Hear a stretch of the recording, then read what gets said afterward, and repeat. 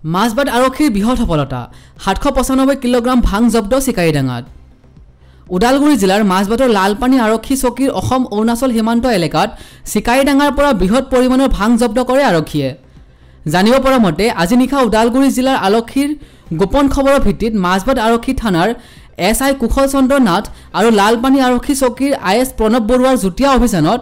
ওৰাং ৰূপা পথৰ চিকাৰীডাঙাৰ ঘন অৰণ্যত তালাচী চলাই লুকুৱাই থোৱা অৱস্থাৰ পৰা 795 কিলোগ্ৰাম ভাং জব্দ কৰে মাছবাট আৰক্ষীয়ে লালপানী আৰক্ষী চকীৰ বিষয়া প্ৰণৱ বৰুৱাই সাংবাদিকক কয় যে জব্দ কৰা ভাংখিনি অৰুণাচল প্ৰদেশৰ পৰা আনি চিকাৰীডাঙাৰ ঘৰ অৰণ্যত লুকুৱাই ৰাখিছিল জব্দ কৰা ভাংখিনি বজাৰ মূল্য প্ৰায় 50 লাখ টকা হ'ব বুলি ধাৰণা কৰা হৈছে আৰক্ষীয়ে এই সংক্ৰান্তত 49 আৰু 23 নম্বৰত এটা কেছ ৰুজু কৰি তদন্ত অব্যাহত ৰাখিছে বুলি জনায়